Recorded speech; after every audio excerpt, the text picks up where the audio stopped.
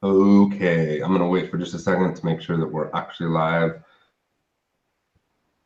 Got To it. anybody out there, I'm broadcasting from China behind the Great Firewall of China. So if you notice any problems with my mic, please say something and I'll reset my webcam. That usually tends to fix the problem. So hello everybody, Deathblade here, and I'm here with Xiao Lai, who is a translator on Wuxia World. He's translating Skyfire Alley. So if you haven't read that yet, go ahead and check it out. Welcome, Xiao Lai. Thank you very much. I'm excited to be part of this. And I'm gonna get, oh, by the way, in addition to being a translator, Xiao Lai is also a student of Chinese medicine, although personally, I think that calling you a student of Chinese medicine is like calling like a UFC fighter a student of martial arts. I mean, it's correct, but like your knowledge definitely is way beyond like the average person. So I'm really curious to see your take on this question, and I'm gonna get right into it so that we don't waste time. The question is, we're talking about qi and spiritual energy and auras and even light. Perhaps you've seen sword light in the novels, and what are these things? First, I'm going to give my take on it, then I'll let Shall I have a go at it, and then we'll maybe discuss it a little bit between the two of us, and then open it up to questions from the audience if there are any questions. So my take on it, as far as this chi, this aura, the energy, basically on a functional level, how it works in the novels that I've read and translated, they're basically pretty much all the same, to be honest. And in terms of some of that is a result of how it's translated. For example, spiritual energy, you guys have all heard of it. I remember this term from even before I started translating. I don't remember if I first saw it in wuxia novels or maybe it was in Stellar Transformations, which is a Xianxiang novel. I can't quite remember. But I remember seeing the term. Then when I started translating "I Shall Still the Heavens," it came up. It's called Ling Qi, and so when I came across the "I Shall Still the Heavens," I looked it up in one of my dictionaries, and sure enough, there in the dictionary it calls it spiritual energy. But the term actually is, if you listen, Ling Qi. It has qi in it, and literally means, has a character for spirit, which is Ling, and then qi. So spirit could be like a spirit creature or something to do with those spirit type things, so spiritual energy, or it could be spirit chi or spiritual chi. So the spiritual energy of heaven and earth that you read about in Xianxiang novels usually is actually spirit chi. And so I tend to think of it as a kind of energy. Usually it's either an energy within the body or within an object. And obviously it can, in the fantasy novels, can come out of those objects and fly around, be used as an attack, or be used to, can be cultivated to be able to grow stronger and more powerful. In terms of aura, when I first started translating "I Shall Still the Heavens," I had a discussion with Ren about this, the owner of Wuxia World, translator of Coin Dragon and Desolate Era. And there are two terms that were coming up a lot in "I Shall Still the Heavens." One of them was chi, just the one character by itself, and another is a different word that has chi in it, but an additional character called qi. And he suggested that I translate that qi as aura. I originally had been translating it as chi, so I decided to take his advice, and I switched it to aura. His line of reasoning was because it was like something visible around a person, and he felt that it was different from the kind of qi that would be flowing through your body. And I'm happy with that change, but later I came to find out that the author of the novel basically treats that word, qi, as qi. They're basically the same in the novel, exactly the same. And so I don't think there's really too much of a difference, functionally speaking, in the novels about it. The way I tend to handle it when I come across it is I usually use aura when it's talking about what other people are able to detect or sense or even see.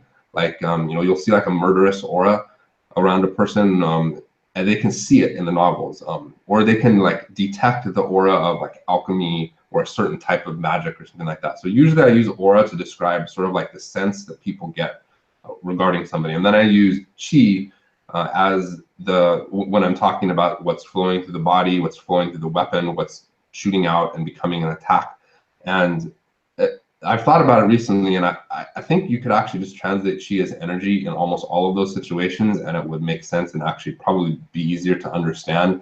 But like in my current translation, A Will Eternal, there's a lot of different chi stuff, like there's sword chi and there's blood chi, but I think you could call it sword energy and blood energy, and it would make just as much sense. And then in terms of like the light from the sword, like it tends to be functionally, again, pretty much the same as the other two. So that's my take on it. Xiao Lai, you're a student of Chinese medicine, so what's your take on this whole qi aura energy thing?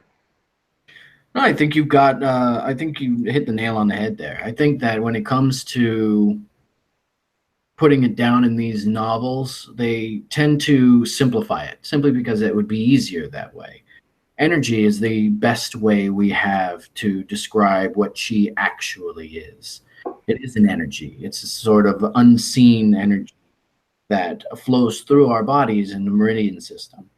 Uh, where qi gets complicated is that there are many, many, many different kinds of qi that are all called qi, but they're different kinds of the same energy. So you have yin qi and yang qi. You've got blood qi, you've got defensive qi, you've got qi for each of the different organs.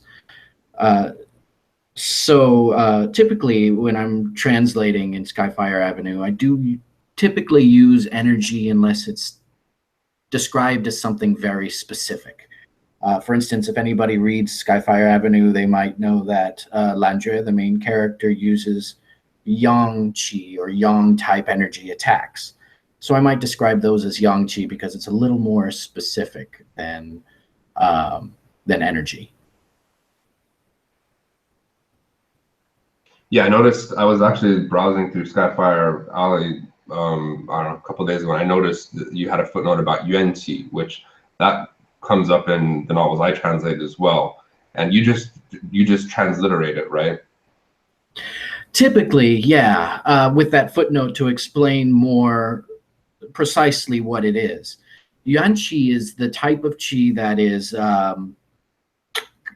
you're born with it. It comes as congenital when you're born. You have only a set amount through your entire lifetime that you use. And so from yuan qi, several other kinds of qi are then created and cultivated through it. So just calling it energy doesn't quite give it the oomph that describes specifically what it is, because it's very important. Based on your, well, like, since you know so much about how it actually works in real Chinese medicine, like, how does that affect you when you read it? Like, do you think the authors like know as much about it as you do? Like, do you think they research it? Do you think they like are fairly accurate in how they use it, or is it more just kind of like a words to them? That's a really good question.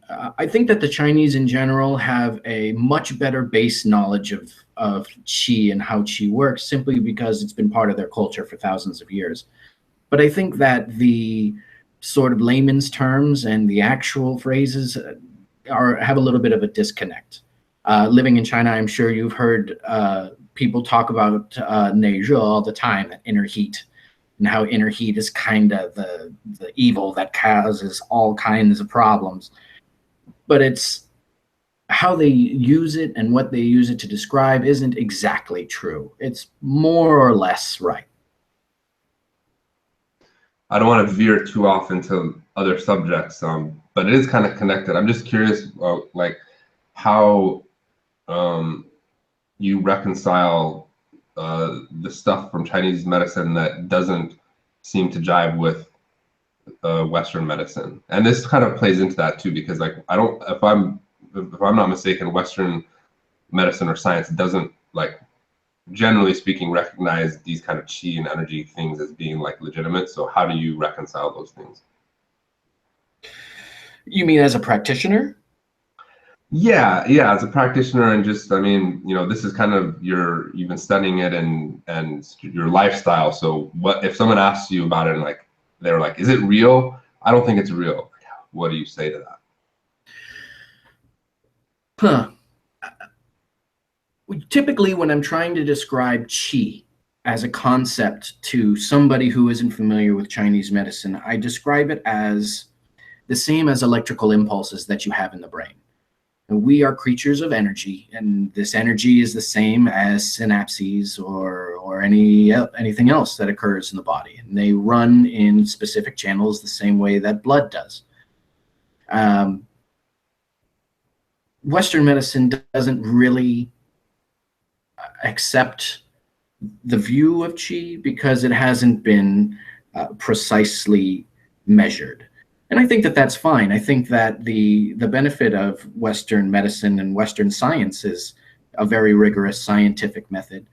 But I think that the Chinese experience and its trial by error and its thousands of years of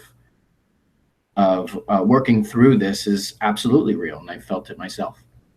So if I'm speaking with somebody who is having trouble grasping it, I kind of try and use more Western terminology with that. Sure.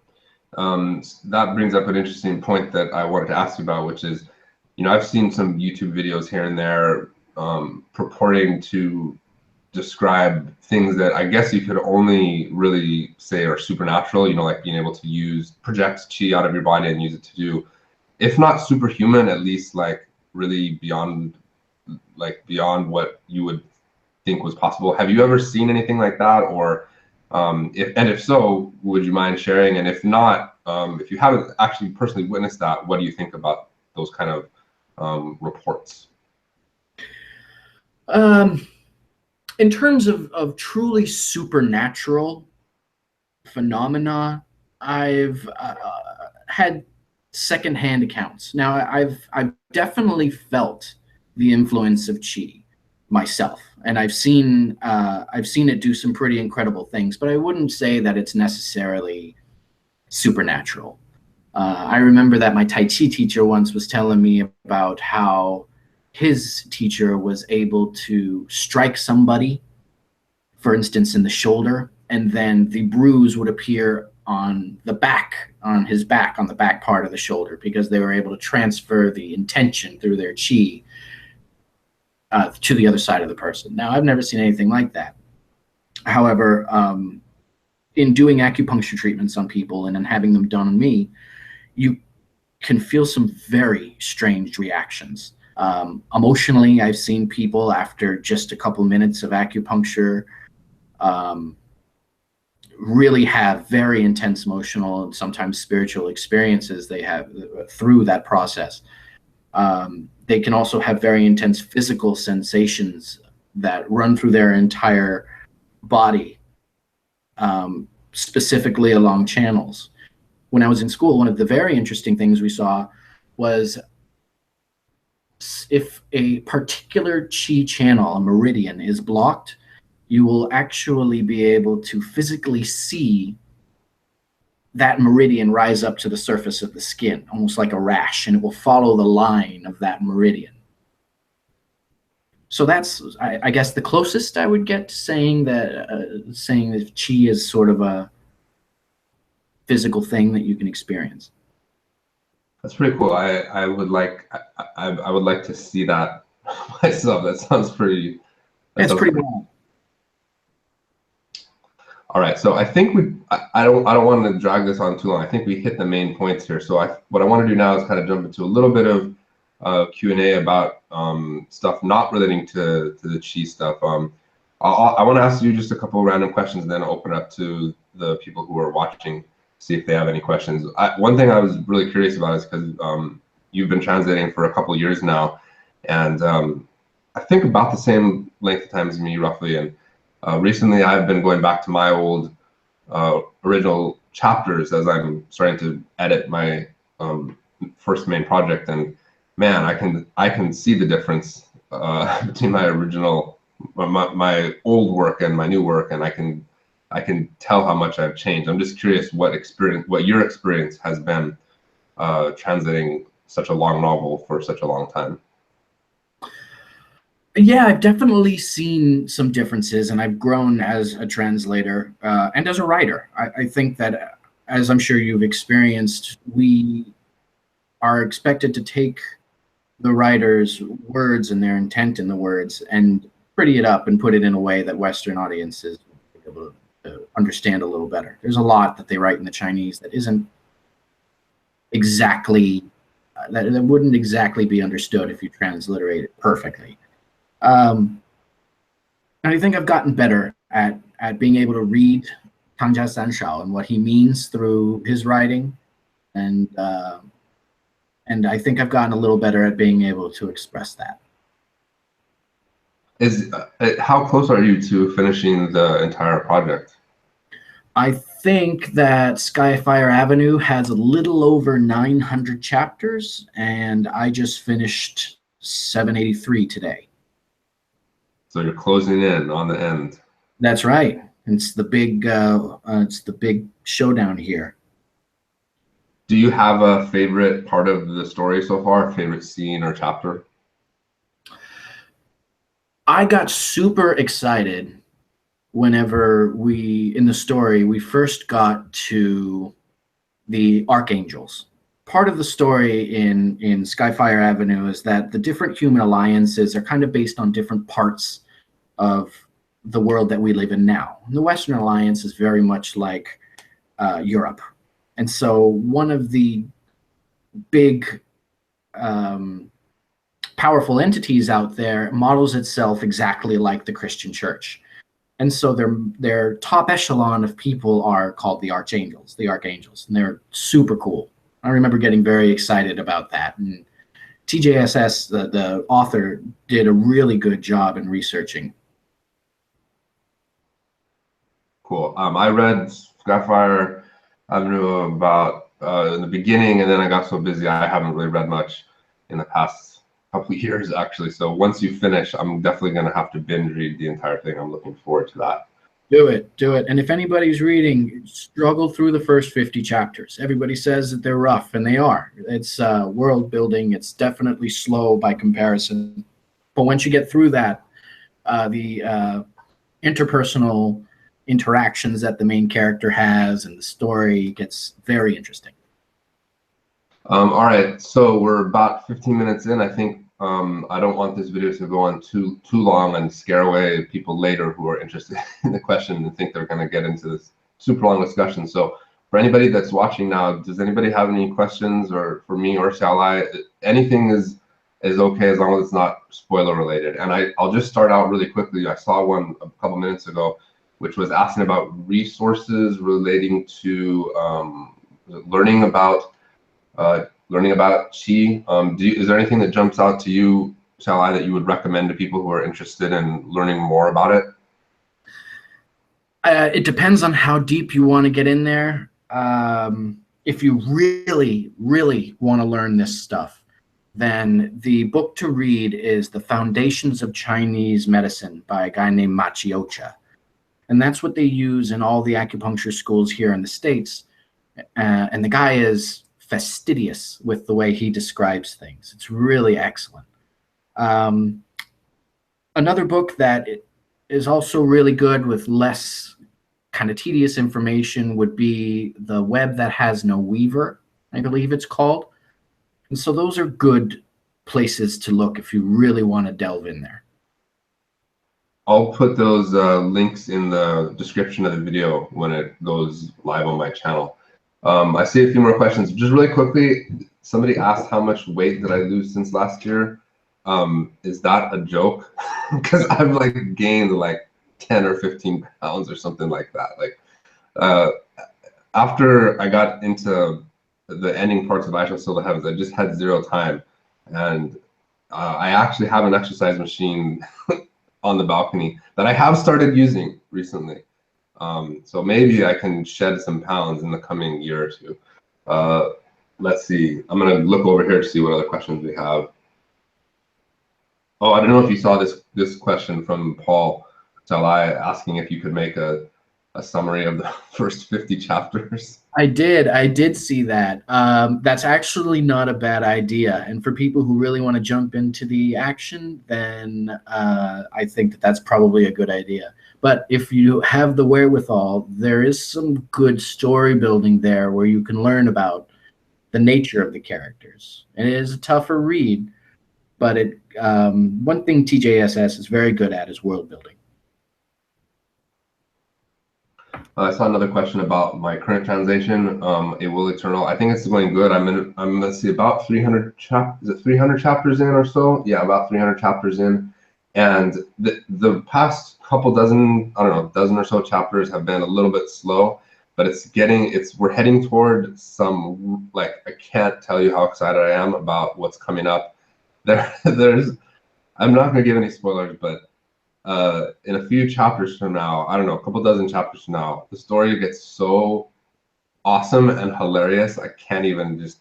I'm excited about this as I was about book 3 of I Shall Sail the Heavens. So for those of you who are I Shall Sail the Heavens fans, you know what I'm talking about. The alchemy book, which everybody loved. I'm as excited about the upcoming chapters as I was about that. So hopefully that lets you know. Let's see, what other questions do we have?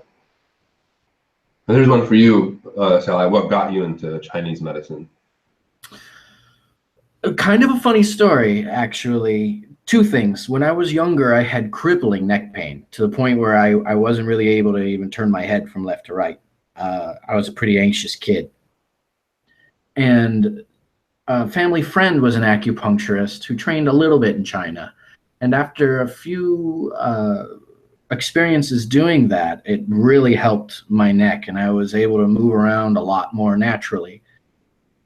And so that was kind of my first experience with it. And then after that, the Dao De Jing magically appeared in my house. We don't know where it came from. Nobody had actually bought the book, but it was in our library, and I was browsing through it, and it really resonated with me, the ideas in that. And from there, and Chinese medicine is very closely tied to the ideas of Dao De Jing. From there, I decided I really wanted to delve more into Chinese philosophy and Chinese medicine. That's a cool story. Sorry, the questions are going by. I'm going to try to hit them. If I don't answer your question, just go ahead and put it in there again, because I'm not going to be able to necessarily scroll up and see all of them. Somebody asked about the site overhaul. I'm not the official Wushu World news channel, so I can't comment on an official capacity, but I can tell you that it's coming. The translators are finally starting to test out the back end and look for bugs and stuff like that. And I think it's probably coming in the next month or two. That's what I've been told, and we'll see. I don't know. Things tend to go slower than you might imagine at Wushu World, so I'm not going to make any guarantees. I saw one question that actually I meant to ask you this, Xiao Lai. Do you have any plans for what you're going to do after Skyfire Avenue? No, it's going to be the end of an era, because I've been working on Skyfire Avenue for a long time. And for those of you who read it, you'll know that it's very different from the typical Xianxia novel. It's got mechas, and it takes place in space and all kinds of craziness. So I think I'm probably going to rely on Ren to tell me what he suggests for my next project. Cool. Here's a question related to the topic that I guess we never really specifically defined, and somebody's asking about meridians and how that has to do with qi. That sounds like it's a question for you, Xiao Lai. Man, that's a big subject. Meridians, to put it simply, are the pathways that qi follow in your body. And they run through every part of you, and they run through every organ. There are 12 kind of main meridians that correspond to what are called your zangfu organs. Those are your main organs: your stomach, your spleen, your liver, your heart. Then you have extra meridians, 8 extra meridians that correspond more to parts of the body. And what these meridians do is they circulate qi and communicate between the exterior and interior of the body to make sure that the specific kinds of qi flow as they need to. I saw a question asking about learning Chinese. I'm not going to get into that now. You can go check out I have an FAQ on Wushu World about that, and I plan to do a video on it as well later. Somebody also asked about what I'm going to do after A Will Eternal. That's too far away. I'm on chapter 300. The story is still ongoing at something like chapter 1300 or 1200 or something.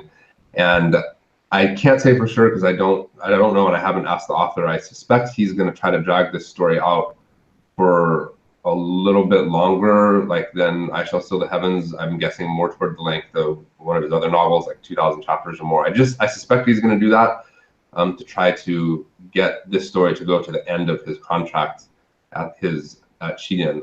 I don't know for sure. Again, this is complete just speculation on my part. If so, I don't even know when I'm going to finish my current translation, let alone what I'm going to do after that. If the author leaves Xidian and his next story is not at Xidian, then theoretically I might translate that. If he starts a new story at Xidian, obviously I'm not going to translate it because they're not giving stories to Wuxia World right now. All right, then I'm going to check really quickly for another question here. Somebody asked about a good site that explains meridians. How about this? I'll just have Xiao Lai give me those resources, and I'll put them in the description of the video in a couple minutes after it goes onto the channel. Yeah, no problem. Just very quickly, Sacred Lotus and Yin Yang House are two really good ones that almost all acupuncturists rely on. Somebody said, are meridians the same as acupuncture points from Kung Fu Panda? Acupuncture points lie on meridians unless they're what's called extra points. So what acupuncture points do is modulate the qi through a meridian. And another question, this is a good one, is about the dantians. How many are there? Where are they? Just really quickly, from in the Xianxia novels that I translate, there tends to just be one, but I think in real life there's more. Could you clarify that? I think that kind of more relates to who you ask. The dantian is sort of more of a spiritual thing than a medicinal thing. Typically, we say that the furnace of qi is down in your lower belly, sort of. Yeah, I get more or less down where your gut is, around your umbilicus, and that is where, in relation to or in combination of your stomach and your spleen, qi is created. A specific kind of qi is created. When it comes to sort of dantian and other ideas, more chakras, as you might see in some places, that's a little different.